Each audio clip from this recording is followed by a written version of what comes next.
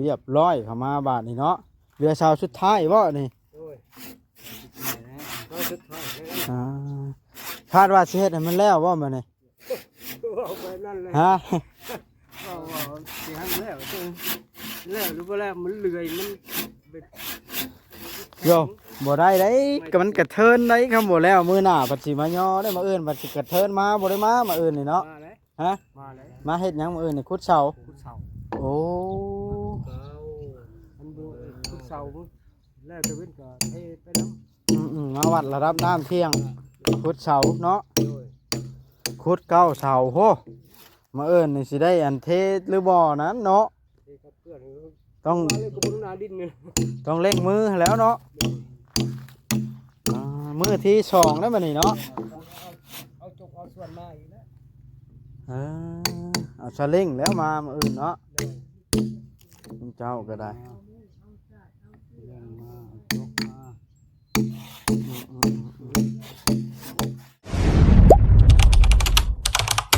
อย่าลืมกดติดตามเพื่อเป็นกำลังใจให้ผมด้วยนะครับทุกคนขอบคุณมากๆครับพี่น้องเปิดภาพขึ้นกับตอนแรงตกเขามารอบแรงก็ได้ค่ำมืดแล้วสบายดีเบาริตกเขามารอบแรงพี่น้องหลังจากมาแต่เวียกเอาไม้มาแล้วบ่เดี๋ยวนี้เอาตัวคืองามแท้นี่ตัวยามอันนั้นได้อันนี้ยามดีๆได้ไม้ปานนี่ฮะบดเท่าไรเบาดิไม้นี่รวมทั้งวงกบผมได้วงกบแล้วก็วงกบลานประตูเบาลีสร้างมาเดียวเลยเท่าไรเล่า14 ล้านประมาณ14 ล้าน6 14 ล้าน 7นี่แหละนี่ไหนได้บานประตูพร้อมเลยอันนี้มันโต170,000ปลายเดี๋ยวนี้นะมันใหญ่เนาะเขาก็ฮักค่าน้ำมันพร้อมแล้วน้ำมันบัดแพงตัวตะกี้น้ำมันเทียน6ปลายนึงเนาะมันก็เพิ่มขึ้นไปนั่นแหละจากน้ำมัน1,000ขึ้นมาเป็น40 บาทเดียวเราก็คือกันเอาไว้เนาะ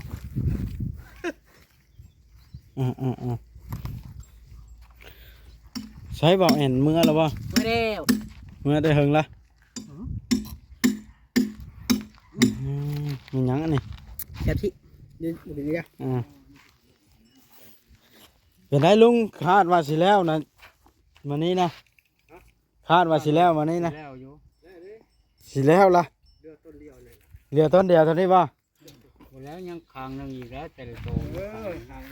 เดี๋ยวนี้หากัน4 โมงไปเล่งมือแล้วว่าสิแล้ววันนี้นะฉันได้ใต้ตารถเมื่อแล้วเจ้าว่าโค้งห้ามันถอยว่าได้เกือบโค้งเรือเด็ดแน่นครับเวลา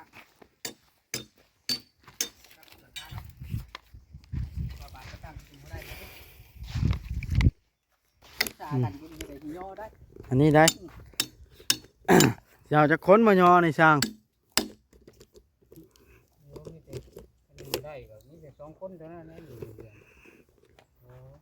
ไอ้ล่อว่าจานต่อได้ใช่น่ะโอ้ไปเฮ็ดเวียกอยู่ในเมืองแล้ว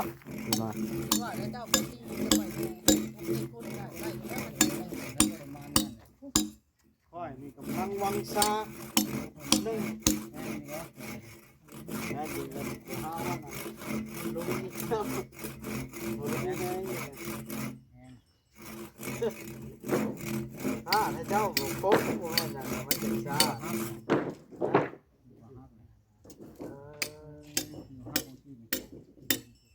จอดมาอยู่แล้วตามคาดเดานี่วันอันพุดได้ย่อเนาะมันเอิญในบ่ทันเพื่อนแทกน้ำเที่ยงน้ำหยังทันย่อตอนแรงทันเยอะเนาะอันนี้ตอนแรงผมบ่ให้ย่อบ่อันนั้นกับเพื่อนอันตีนเฉาเนาะตีแอน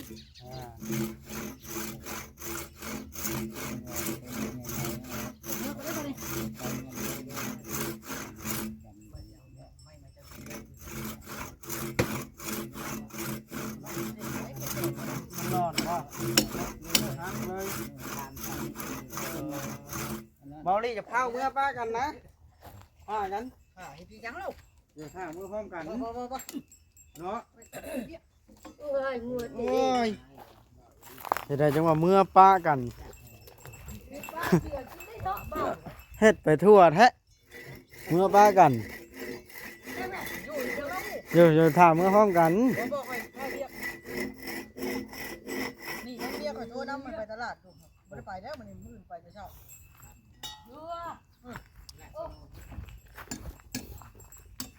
เป็นแล้วแบบนี้บ้ายมาแล้วเมื่อป้ากันรถ เอาเด้อลุงมันนี่เจ้าเด้ออันนี้นะ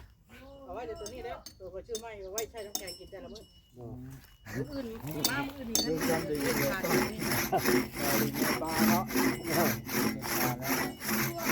บ้านบ้านดีนะใช้เขาทำเสาซอย บ่เบิดลอกกาบเช้าให้มันมดเปลือกรถ ใช้ บ่าวเบิดทำจนมดเปลือกเมื่อก่อน จัดการจะมดเปลือกบาดนี่ค่อยเฮ็ดแต่บ่ต้องห่วงมดเปลือก เจ้าเอาไว้นี่ก็ได้เด้อ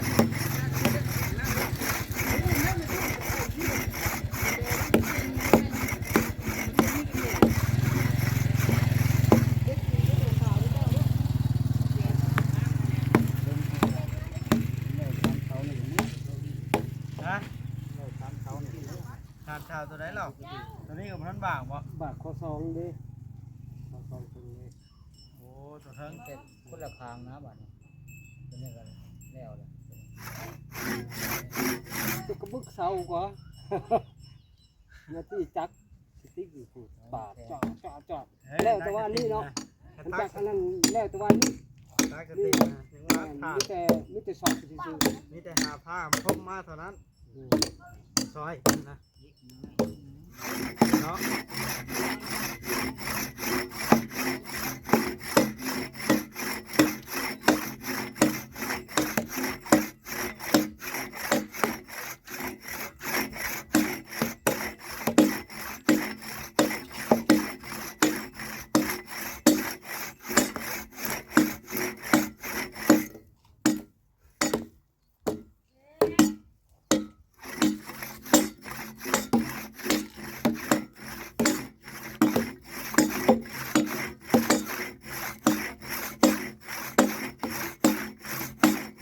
เตาเดียวนี่มันจะปอกเปลือกนะ คราวเดียวนะ เตาเดียวนี่เนาะ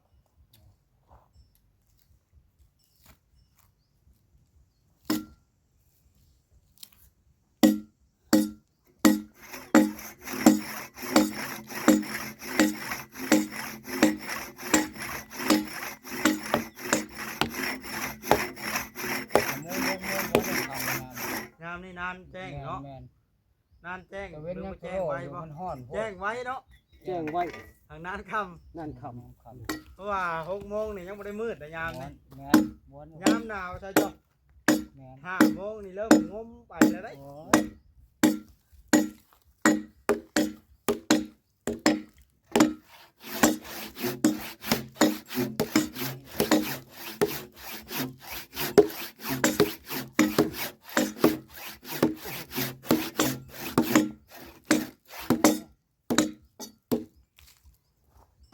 bòn miền man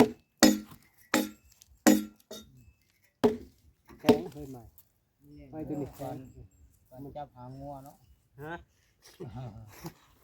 ตีเลิกไปแล้ววะ เลิกไปปานจับหางงัวกัน ง่ายเลยเนาะโอ้ยแล้วก็เฮ็ดของเราอยู่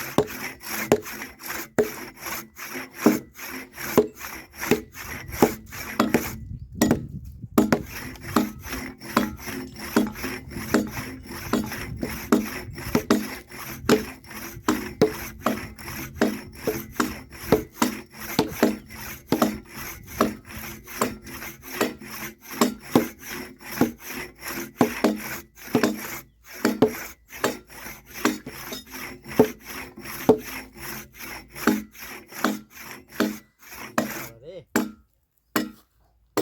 ติดข้อนไปทับ หมวกไปหมดเลยเนาะ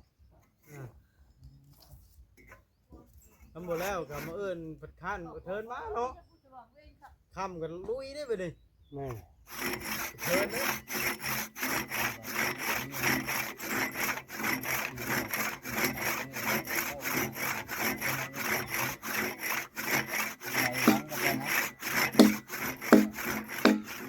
ทีนี้ยังไม่ได้บ้านข้าวว่า บาดมันแล้วนี่เป็นข้อสองมันเฮ้ย ยังได้ทั้งเทิง ครั้งเดียว ทางเดียว เออ คิดว่าเป็นมันใหญ่เป็นเอ็นปีนใหญ่ปีนหนึ่งโคตรไปถึง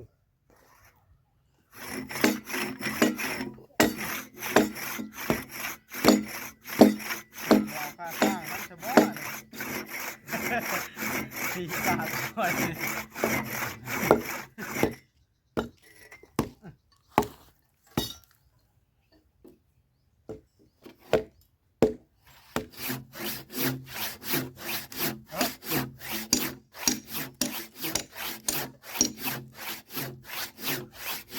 มันใช้เป็นเงินเป็นตู้ปัน พูดไปหาเจ้ากระป๋องไงเอ้ย ไปอีกล่ะ ไปจะเช่าผู้คนนี้มากนะเอ้ย เออ เห็นบริษัทสองเว้นจะจำในความคิดคนนั้นนะเอ้ย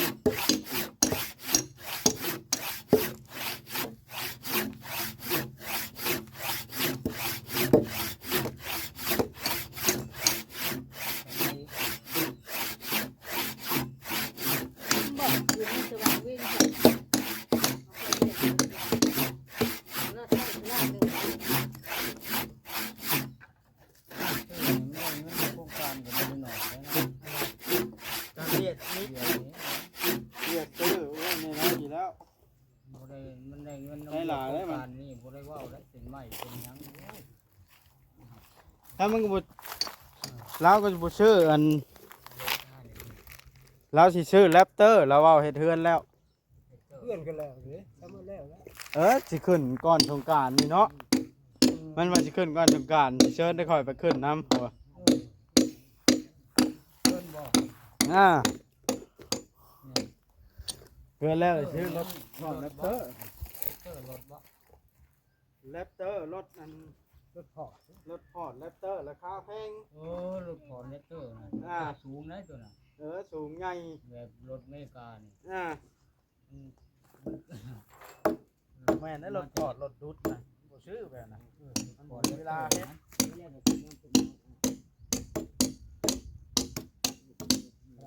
อะไรนิ่มๆนะ รวยแฮงเนาะลาวเฮาล่ะเลาะเป็นลูกน้องเวียดเนาะเชิญหลาย เพื่อนลาดเลยภาษาวัดในลาด แสดงว่าสร้างยังลุกอยู่มันบ่แล้วง่ายเด้ เอ้าผมไม่ได้สั่งเวียดแล้ว จ้างเวียดบ่ เวียดได้มาจะรับเอาจ้างมาดีสุดขอบเลย เรื่องมันทั้งขาดมันบ่ เพื่อนหลังใหญ่เขาเดียวหนึ่งเขาเห็น พอ2 เดือนแล้วเนาะ โอ้ย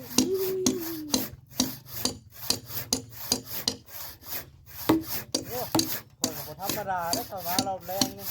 ผลงานปอกชาวด้อยเป็นอัน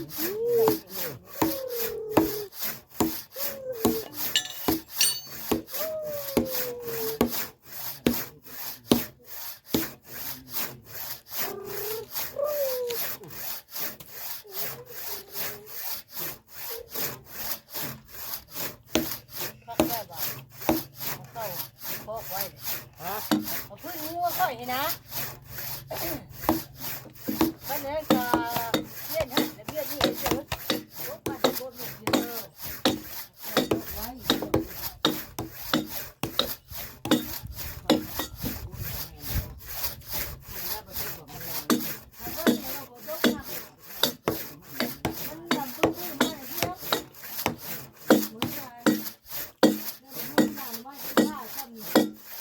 แล้วเลยน้อยลงไว้ให้แล้วบ่ได้เรื่องให้จงไว้แล้วเนาะเดินละ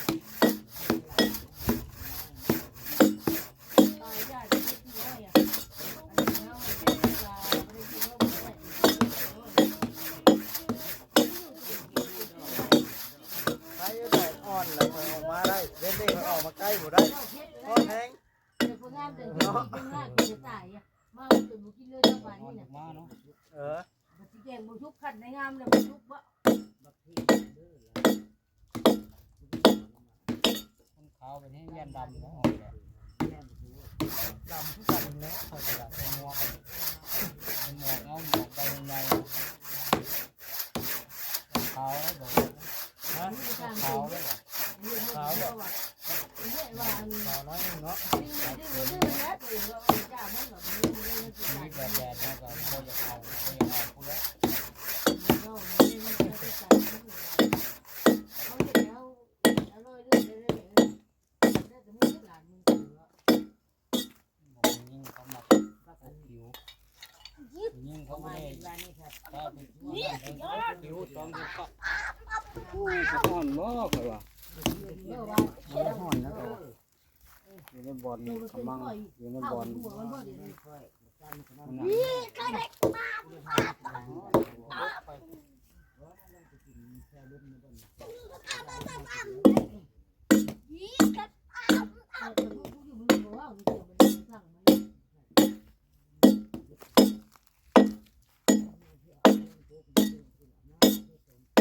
สวยพอน้องแผดอย่างนี้เนาะ พอลูกแพทย์แล้วครับปลูกมัน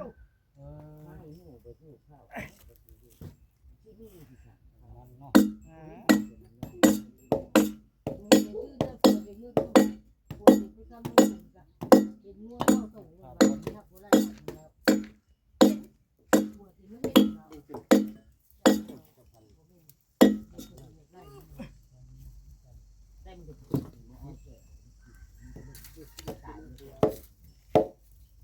ตัวน้ำมันจะดู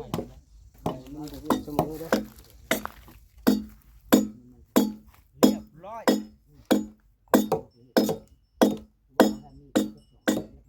น้อยเรียบเนาะ อ้าวมานะเชื่อซักนอกไปก็ได้ กระป๋องเนี่ยแต่ห้องมันจะให้แต่นอกมันจะหัว เดี๋ยวมันห้อนนี่ได้ มันห่อนมันก็ใจห่อน คือห้องกระป๋องก็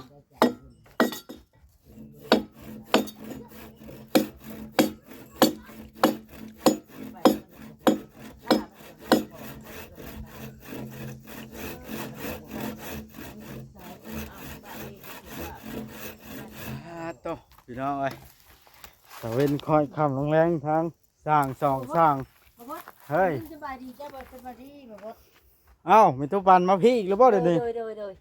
ใช้ว่าไปเลี้ยงงัวมื้อเช้านี่มาแล้วบ่ ขน้อยมาแล้วยาเอ้ย อ๋อมีตู้แก้วได้หยังกินแรงมื้อนี้มีตู้แก้ว ท่านมี ยังบ่ทันมีซ้ำอ๋อตะมีตู้ปันได้ซะ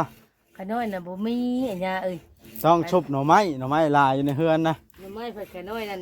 น้ำไม้ขน้อยมีไปหาข้าวอันยา เอาไว้ไปให้แลกข้าว โดย โอ้ยก็แบ่งชุบน้ำอะ มื้อนั้นก็ เห็นว่าก็ได้ ขน้อยก็มื้อนั้นก็ขน้อยอันให้มีตู้แก้วแน่ โอ้ เพิ่นบ่ได้ขอดอกขน้อยอยากจะให้เพิ่น ปันเพิ่นบ่ โดย ดีแล้วแบ่งปันกันคนบ้านใกล้คนเคียง โอ้ยบาปเอ้ย ต่อสองสร้างคาดว่าสิเฮ็ดให้มันแล้วเพิ่นว่าเดี๋ยวนี้สิเข้า5 โมงแรงแล้ว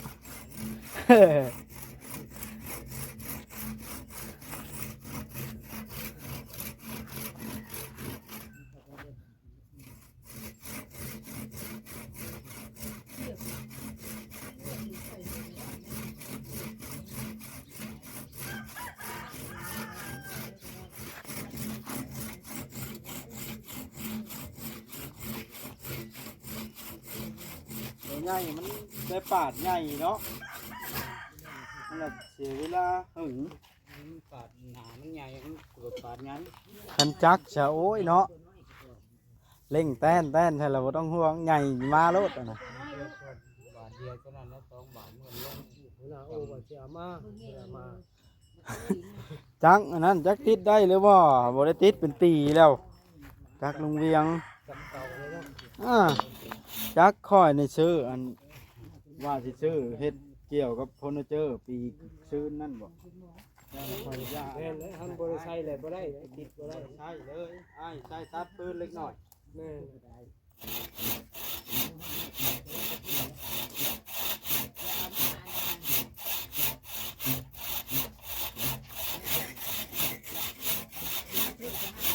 ลูกติดกันเนาะ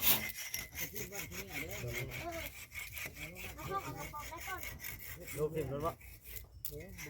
บ่มันแห้งมันออกดึงสวดเลยนะ แห้งข้าวแล้วเนาะ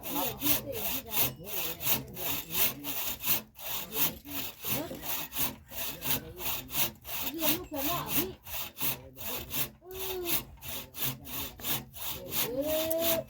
เอฟซีเพิ่นบ่เคยเห็น ชุ่มกับลูกวัด โอ้ยเฮ็ดเป็นหม้อเฮือนเพิ่นว่าเฮ็ดเถียงนาได้เช่าแบบนี้เพิ่นว่า โอ้ เพิ่นคอมเมนต์มานะ นั่นอัน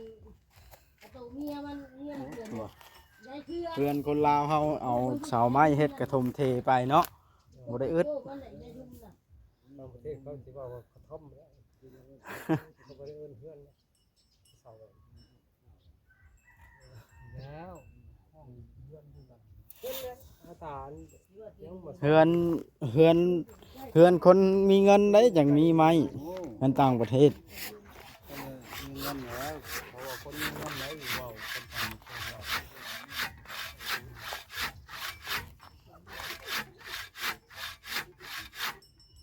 อันต่อไปแห่งชีวิตใหม่ไม่ดอก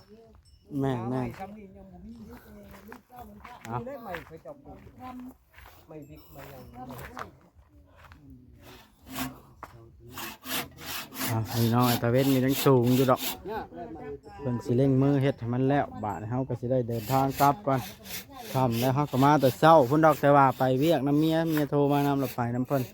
เลยตอนแรงแวะมาเยี่ยมอีกบาดนี่เนาะโอเคพี่น้องไอ้คลิปนี้ก็สิได้จบซ้ำนี้สิได้กลับก่อนเด้อบัดนี้ผิดพลาดอันใดก็ได้ขอโทษขออภัยนำพี่น้องเลยพบพ่อกันในคลิปต่อไปเนาะพี่น้องเนาะว่าสิอยู่ไส